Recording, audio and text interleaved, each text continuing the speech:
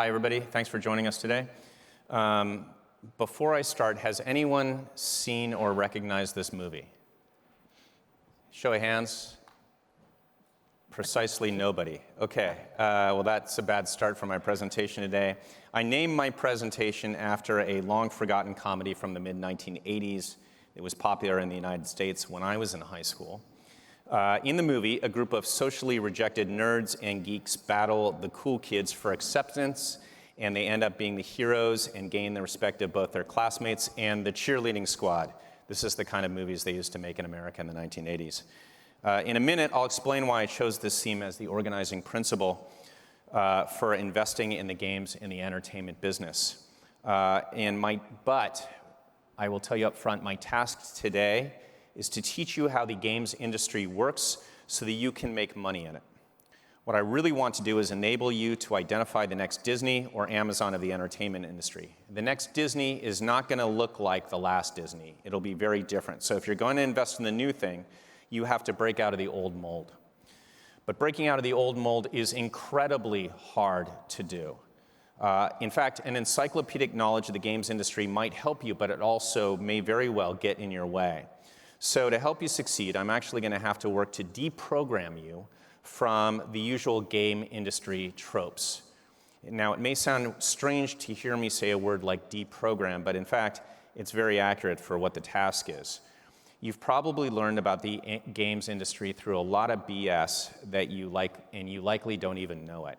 Once you understand how much BS you've been exposed to and why you've been fed it, you can approach it with a clear head. You can approach the industry with a clear head, and then you can see the real forces that drive industry growth. Now, the good news is the games industry is not that intellectually hard. The bad news is that deprogramming you will be hard. So we're going to try to have some fun along the way, and we're going to dive right in. Okay, very quickly, so you know where I'm coming from. As Jay said, NEXON is listed in Tokyo. We were founded in Korea. And in the 1990s, and the company started with the first graphic online game. It was called Kingdom of the Winds, which is still in operation today, 27 years later. NEXON later created the first free-to-play game called Quiz in the early 2000s. NEXON went public on the Tokyo Stock Exchange in 2011, and today generates about $2.5 billion on the top line and runs about 35% operating margins. Now, we focus solely on online games, which is what we call virtual worlds, because they are massive online communities. The key attribute of an online virtual world is longevity. Today, they are very big. Our biggest franchises are big, and they're getting bigger. Dungeon Fighter is one of the biggest games in China and has generated well over $20 billion in life-to-date revenue. That makes it one of the largest entertainment franchises of any type anywhere in the world. MapleStory, our second biggest game, has generated over $4 billion in life-to-date revenue. Now, everyone in this room knows better than me that in the world of investing, the dumb money is easily swayed by trends. Every generation has its hype cycle. Way back in the 1960s, Ben Graham and Warren Buffett ridiculed the Nifty 50 stocks. These were the meme stocks of their day. Some were great, some were terrible, but typically they benefited from a major investment theme, which in those days pretty much was something having to do with solid-state electronics, which was new at the time. 30 years later, during the dot-com boom, Pets.com, Pointcast, and Webvan were mentioned in the same breath as Amazon, Apple, and Oracle. The investment theme of dot-com overwhelmed any rational thought about whether the business was viable long-term. The games industry today is no different. Now, who creates the hype cycle? How do these memes come about? Usually it's from very persuasive people in and around the industry. And those persuasive people, those self-appointed thought leaders, attain their position from a very well-established social dynamic. Most groups of more than 3 to 4 people will divide themselves into factions. For many people in the modern era, the first taste we got of this social phenomenon was middle school or high school. If your high school was anything like mine, the social groupings were intense. And usually there were several subgroupings or cliques. In my high school, they basically boiled down to 2. The first was the cool kids. They were who everyone wanted to be. By the way, I went to school with some people who looked not unlike this. And so you can imagine the rest of us felt pretty insecure sometimes. In my high school, the cool kids looked great, they went to cool parties, and they usually drove a cool car. The key currency for them was social cachet. Other kids listened to them because they thought the cool kids had it figured out and we wanted to be like them. Then there were a second group. In my day, they were called the nerds. And unlike the cool kids, they were usually social pariahs. Nobody aspired to be a nerd, and in fact, they did everything they did to not become one. Nerds are not much worried about social cachet. They know they likely won't be accepted, so they spent their time on things that are not surface. In my high school, in the mid-'80s, really what they wanted to do was just build computers. Now, what does all this have to do with making money in the video games business? Well, it turns out that this is a pretty useful metaphor for understanding the much larger but still very insular and intense social grouping called the video games industry.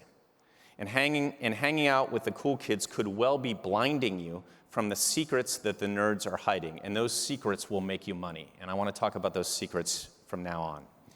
If you're like most investors who cover the games business, you watch key tech trends closely to try to determine the winners and the losers from each.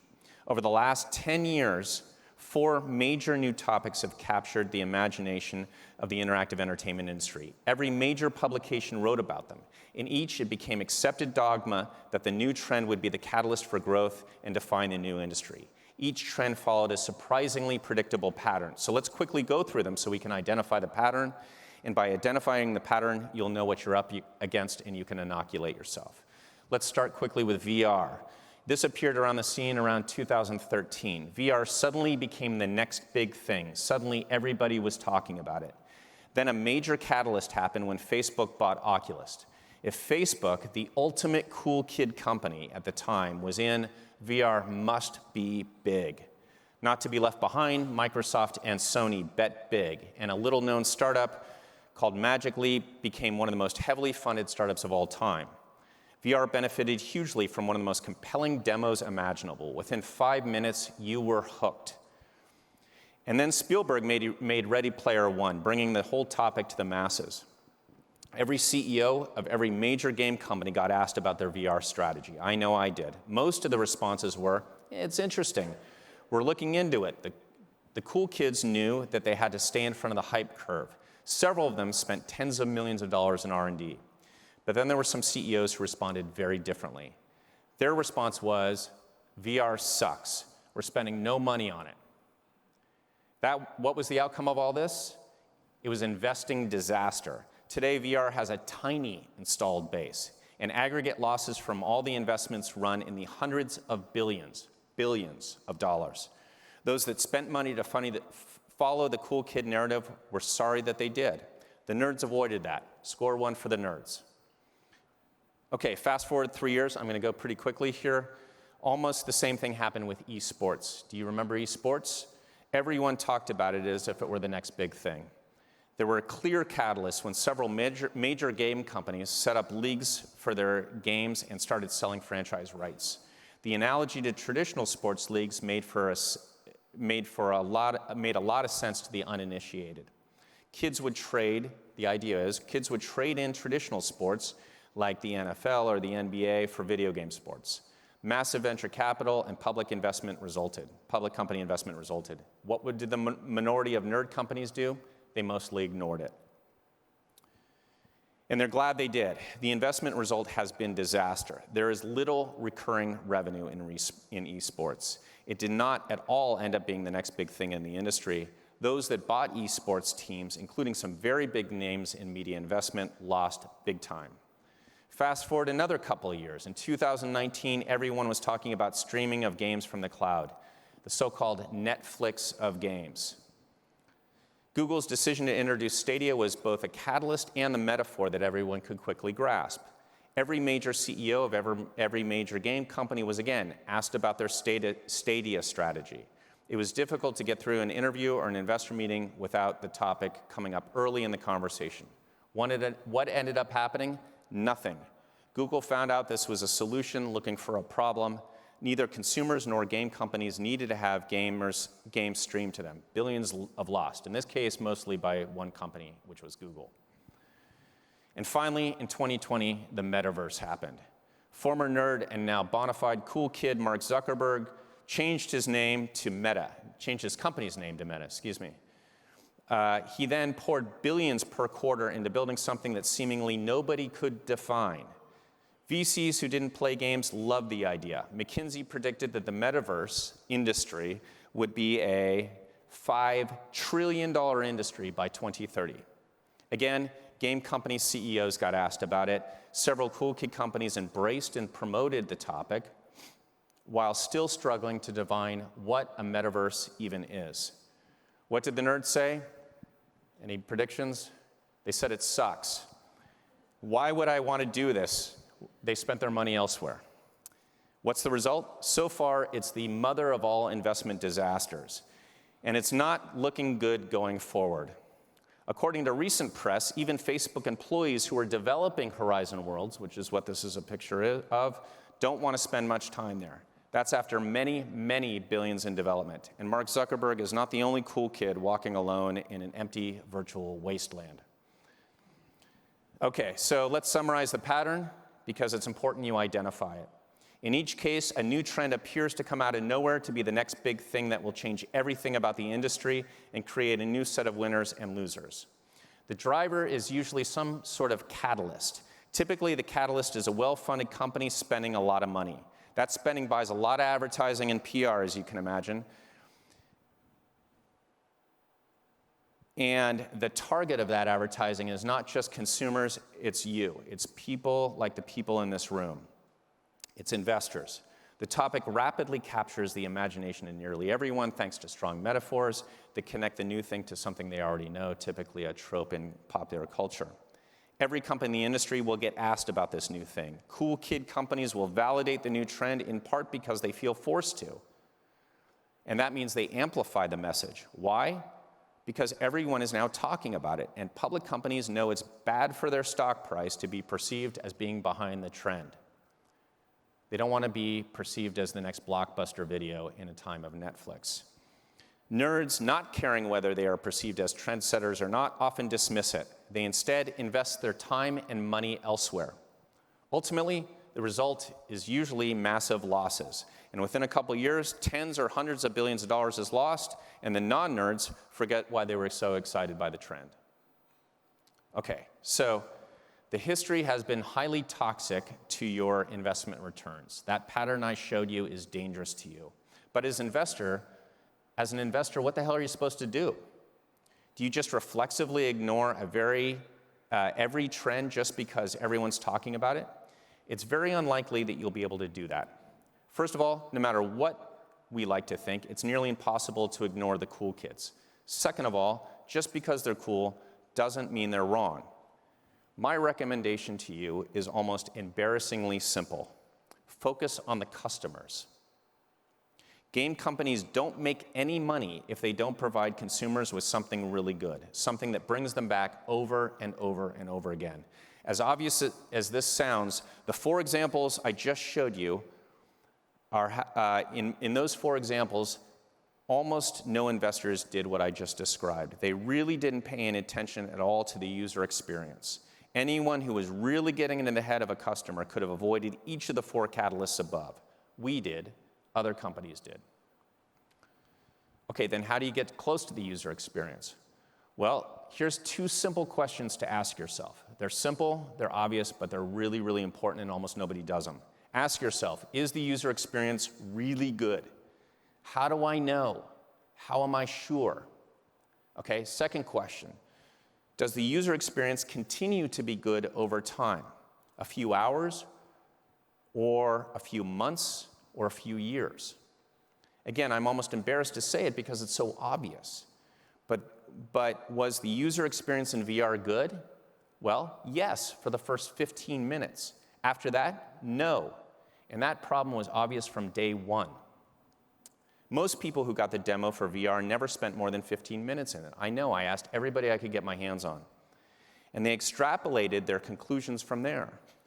But nobody who plays interactive entertainment does it for only 15 minutes. For a game, or especially a virtual world, to be successful, it has to be enjoyed for tens or hundreds of hours. From day one, it was clear nobody wanted to wear the goggles for very long, and whatever immersion you felt didn't add to the fun. But even after doing that, it's going to be hard for you.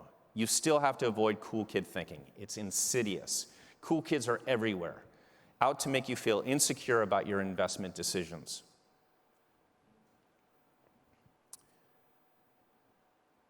Let me give you an example. The cool kids will tell you that graphics fidelity in Game X is amazing, and it usually is. The developers probably spent well over $100 million to develop those cinematic graphics you're seeing in the new game. Now, I'm not saying good graphics are a bad thing, necessarily. The problem is if you as an investor think of good graphics as a proxy for good user experience. Good graphics is a proxy for good graphics. They're not a proxy for good user experience or fun. And what gamers buy is fun. The world is filled with games that look better than Hollywood films but suck. And conversely, there are also many great games that don't have cinematic graphics but are massively successful. Okay, to illustrate my point, this is a game called MapleStory. How many in the West would look at MapleStory interface and say that it is good? You might look at it and say its graphics are not state-of-the-art and it will not survive in a world of high-definition graphics. In fact, you'd be in very good company in saying that. That's what everyone said to me and to us back in 2011 during our IPO roadshow. Literally everyone, for 3 weeks, 4 meetings a day, 5 meetings a day. Of course, everyone was a little more polite than that. Their question was usually along the lines of, what happens when Western companies with good graphics come into your core markets, like Korea and China and Southeast Asia?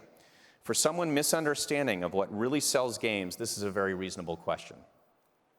Here's a graph of the revenue performance since then. And I can tell you from talking to many game company CEOs, this graphic is the envy of the industry. Most people don't even believe it. And in looking in the activity within the game, things like retention and game activity, we're more confident in the future of MapleStory than we have ever been. Nobody who believed that good graphics equals good user experience, though, saw this performance coming. I have lived this personally for over a decade. But we're not the only ones. Look at some other great games that cool kids missed.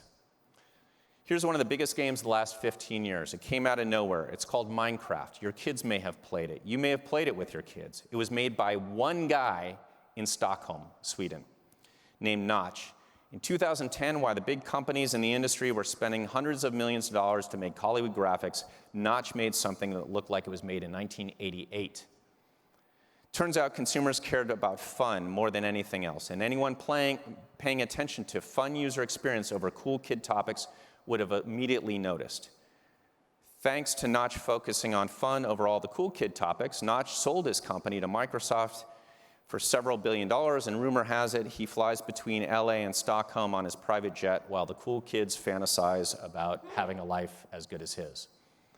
Okay, here's Roblox. Everyone in this room may be familiar with this one as well. It was made around 2008 by a guy named Dave Baszucki and his partners. His co-founders, Dave had a vision for creating a platform where kids could create games. The games kids created looked crude, but were fun for other kids. And as you know, Dave took his company public, and it's now trading for a few tens of billions of dollars. The early investors who were smart enough to see through the cool kid tropes of that time, mostly social games on Facebook that they thought would take over the world, and again, graphics equated to good user experience, those investors who saw through those tropes made a fortune. They were nerd investors backing a nerd founder. Score another one for the nerds. Here's League of Legends. While the industry was obsessed about social games on top of Facebook, Mark and Brandon made an incredibly compelling game using an existing mechanic from an earlier mod for Warcraft called Dota, or Defense of the Ancients. And they combined that with the free-to-play business model that in 2010 was rapidly developing in Korea and China. At the time, almost nobody in the West understood or cared about free-to-play. But it was obvious to anyone who cared about user experience that this was an incredible game with an incredible value proposition for its customers. We saw it and bid for the company, but it was just before our IPO, so we got outbid by Tencent. We didn't have enough money to afford that game. And great nerd moves can happen in big established companies too. In 1999, the executives at EA were very supportive of Will Wright. Will Wright is one of the established gods of game nerddom everywhere. And he was creating this new game that he initially called Dollhouse, but ended up being called The Sims. It was immediately appealing, and it followed precisely none of the big trends of the games industry at that time. I don't think EA gets enough credit for how forward-thinking they were in enabling Will and his team. Okay, when investors see stuff like this happen, they have a ready-made comment. I've heard it a million times. They say interactive entertainment is a hits-driven business. Let me translate that to English for you. Roughly translated, it means I don't understand, or I sure didn't see that coming.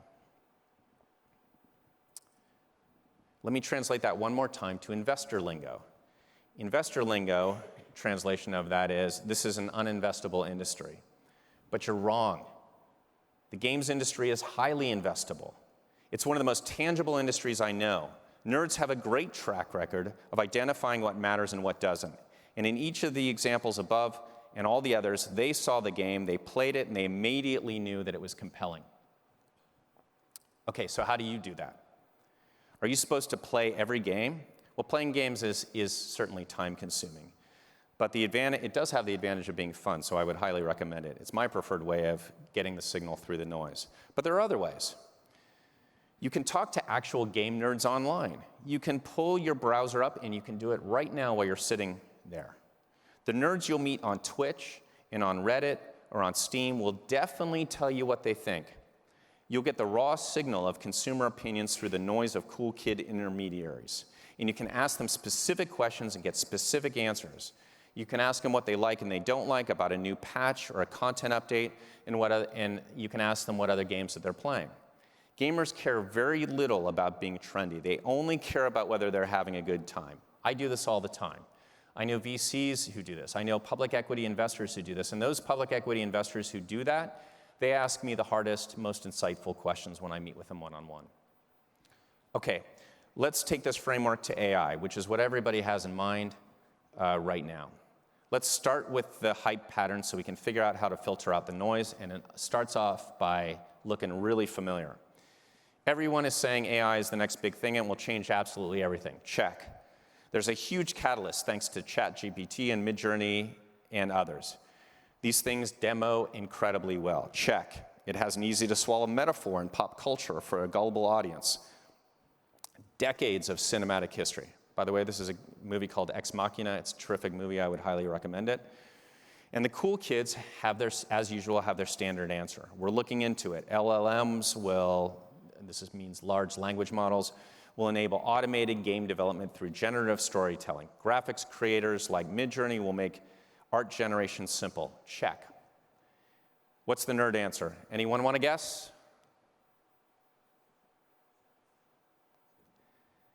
Audience participation is at an all-time low today.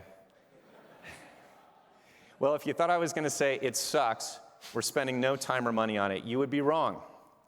Actually, what we'd say is it's game-changing. In fact, we've been investing in it for over 6 years, and we are surprised at how profound it's proving to be. Nobody really listened to us until recently on this topic. They were too busy thinking about Google Stadia and the Metaverse. We were one of the companies that ignored that other stuff, and we put our money into AI. What's funny is this is the one area where the nerds and the cool kids can actually agree on something.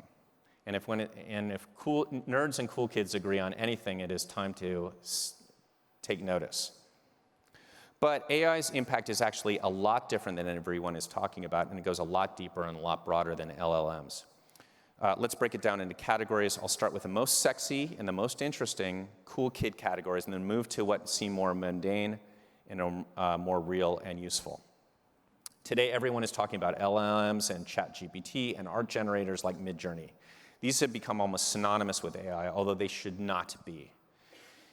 By the way, the art here I generated yesterday on the plane flight out here. That's from Midjourney. This is obviously a ChatGPT discussion here. write me a D&D scenario here, a Dungeons and Dragons scenario. It demos well, it looks like science fiction film, so of course it gets the cool kids buzzing. But our assessment as game developers is it's intriguing, but it's not all that real yet. Nothing there enables us to make a fun game. Think about it this way. Let's say I want to create a storyline for my game. I ask ChatGPT to do it. ChatGPT does it. Is that storyline fun? Well, ChatGPT is not solving for fun. It doesn't know if what it has created is fun for actual humans, and right now it has no way of finding out. It only knows whether it's fulfilled the answer. It will answer the question you pose it, but it won't make it fun. So having a computer tell you a story sounds really cool for us sci-fi fans, but it doesn't actually work in practice. Okay, so now let's think about something that game makers and sci-fi fans have been fantasizing about for decades. That would be to power your bad guys with sentient powers so that it attacks you. Prior to now, developers had to hand code the behavior of bad guys in-game. But remember, we grew up on sci-fi films like The Terminator. So our dream has been to do it with actual self-learning AI, like The Terminator. And we tried it. We experimented with a lot. The good news is that the AI works really well in killing you. It's kind of terrifying, but it's very effective at killing the in-game players. It actually learns that pretty fast. The bad news is that we haven't been able to figure out how to make it fun yet. On the screen is a scene from Arc Raiders. When we powered an earlier version of this giant death robot that you see here with AI, with actual AI, it developed techniques for killing you quickly. In my own case, I was in a play test in Stockholm, and I ran under it like Luke Skywalker in The Empire Strikes Back, and I shot an RPG up its belly over and over again with my friends. The giant death robot couldn't fire missiles at me because I was directly under him. So he figured out that he could just sit down on me and my friends and squish me like a bug. It worked. We died in-game. And we thought it was really funny that he figured out how to do that all by itself. Nobody had programmed the giant death robot to do that. But the problem was it wasn't fun, and fun is what matters. So even though the tech is cool, we couldn't use it to make a real environment. We're still working on this one. There's a lot of work to go. Okay, so let's move one step over from the trendy and the sexy to the workable and impactful. Traditionally, if you want to make a realistic-looking character in a game, you have to make a library of pre-rendered movement animations. You do that either with professional animators making moves by hand or with motion capture technology. Both of these techniques are expensive to create and very often don't look all that good. A few years ago, we started experimenting, and we learned that we could use AI very effectively to replace the traditional process. First, we simulate the whole environment in software, the physics and weight and joints and strength, and then we give it a few hints about how to stand up and how to move, just like you would with a child, with a baby. And just like a child, it learns through trial and error. It falls down thousands of times in this environment, and then it gets up and it figures it out. And then we give it more challenges, like walking up a mountain. Here's an internal video for one of our upcoming products. It's a pretty simple environment. Each creature learns by itself how to walk, given its shape and its weight distribution. Hamburger guy you just saw learns to walk very differently than the purple spring guy, and very differently than the eyeball or the goofy lizard that you just saw. Okay, we use a similar approach to power giant death robot, which I showed you before. Now this is AI movement. Again, giant death robot does not start off with us telling it anything. It just learns how to move by itself.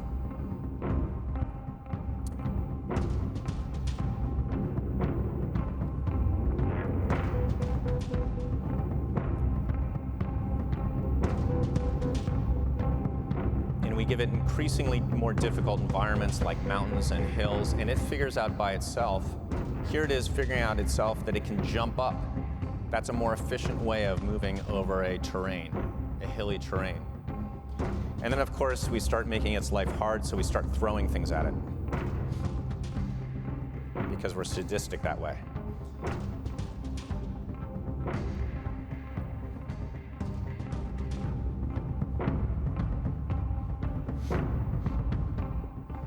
if you've ever seen the Boston Robotics dogs, they look like they're right out of science fiction. It's very entertaining on YouTube. Again, slightly terrifying. It's basically the same approach. We're taking a very similar approach for learning. We're just simulating everything in software here. I can tell you this is a bonanza for the video games industry. And I'll explain a little more in a second. But here's the a different giant death robot in a live environment. The guy in the foreground here is a player, an online player avatar, and he spots this death robot coming around and he starts shooting at it. He and his buddy, the one on the, see the robot jump there, there's a drone in the air, two guys here going after this death robot, but notice they're shooting at the death robot's legs. And this will get interesting in a second. We slowed it down a little bit so you can see what's going on. Okay, now they blow off a leg. Now the death robot has 3 legs, and look what he does. He figures out all by itself, I shouldn't say himself, it's neither male or female. It figures out by itself how to walk on 3 legs to keep coming at you. Again, for those of us who love science fiction, this is like the Terminator, so it gets game nerds really excited. Okay, so that's locomotion. Let's talk about something that is even more tangible today. Please take a listen. This morning I wanted to get Donald Trump's advice about today's topic, so I called him up and asked him what he thought. Here's a recording.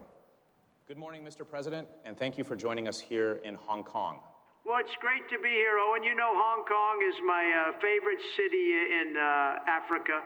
I love the people of Hong Kong, particularly the ones who voted for me before the election was stolen.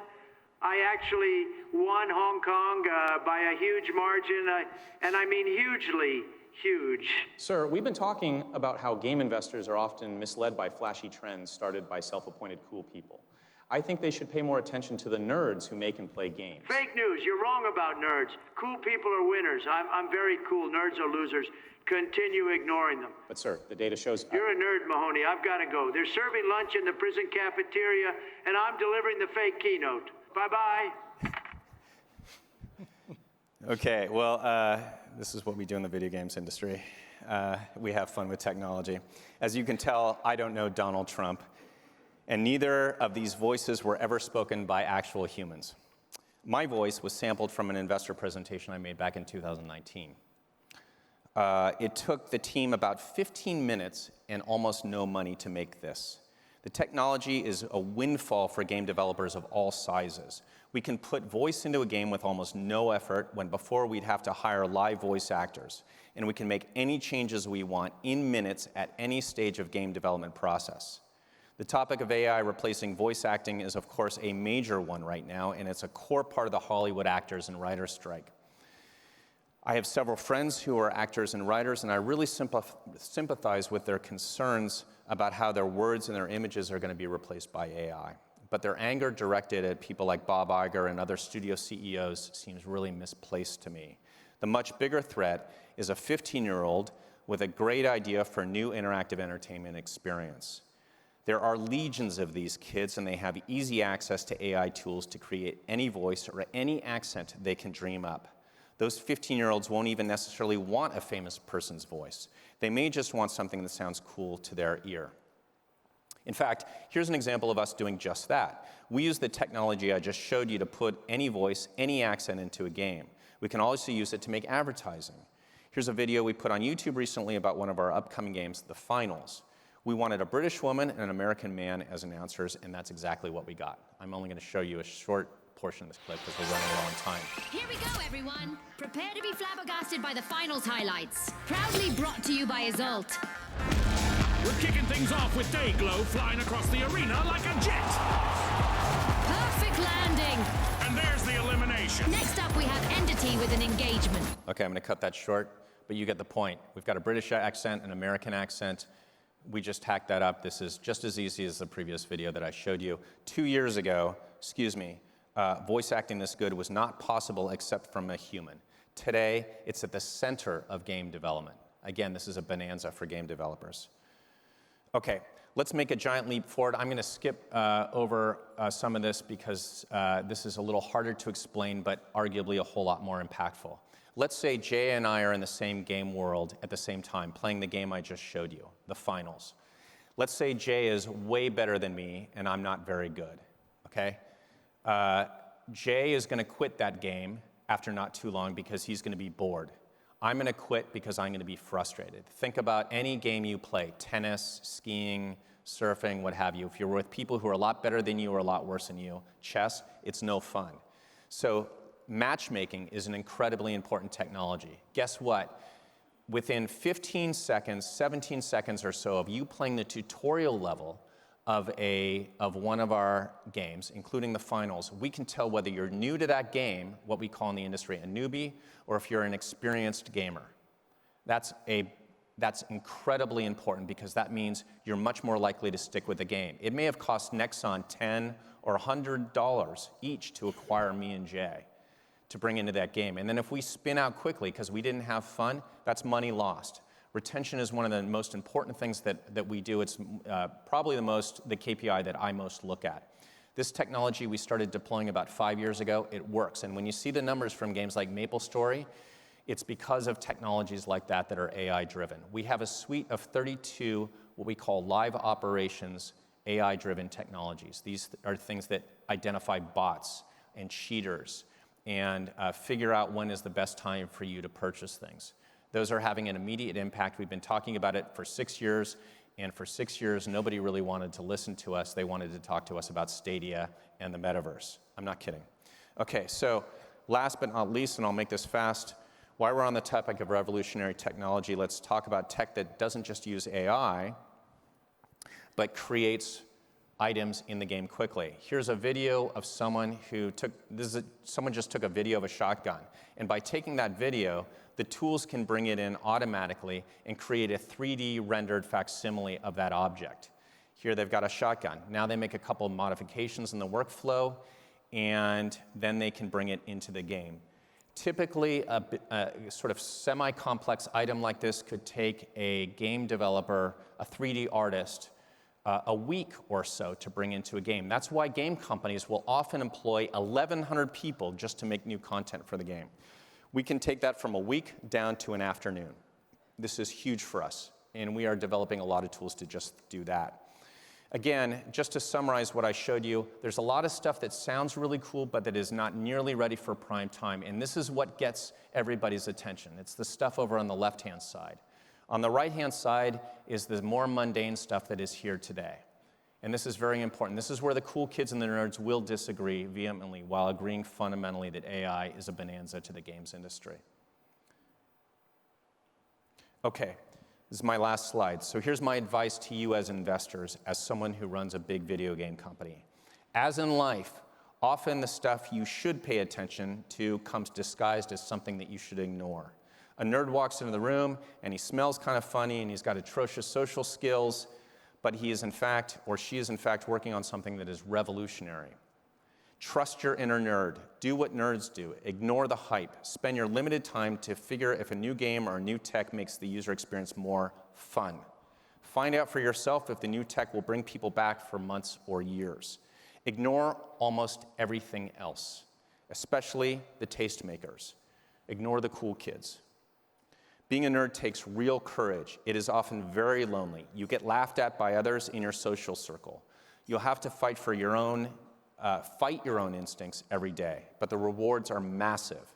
While everyone else is under the spell of the cool kids who waste their time and their money in stuff that seems sexy and gives a good demo, you'll be investing in the most undervalued key performance indicator there is, the customer experience, in fun. And just like the movie from the 1980s that nobody in this room ever saw, you'll end up the winner. Thanks very much for your time.